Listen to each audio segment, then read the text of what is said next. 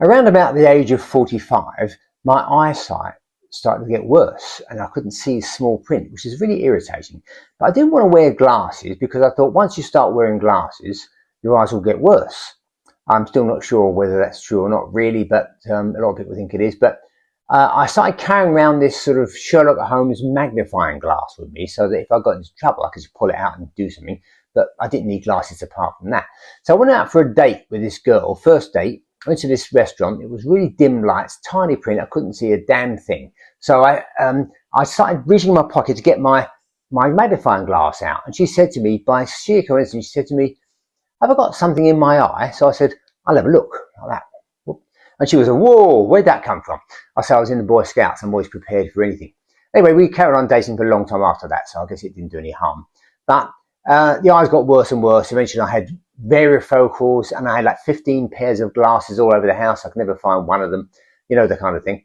So in the end, I decided that as I was getting some cataracts, now cataract is a kind of clouding of your lens. It makes your eyes worse and worse. And once it starts, it can go quite quickly.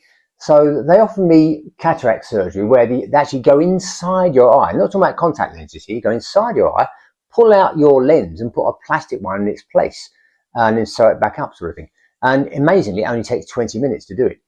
So I decided to go for that because I couldn't stand these glasses. So I had it done. This is, well, about a year ago. And I had something slightly unusual. I had one eye for distance and one for close-up because I didn't want to have any glasses of any kind. I fed up with them. And it's worked brilliantly. I can see for driving. I can see way better than I ever could when I was 16 for driving.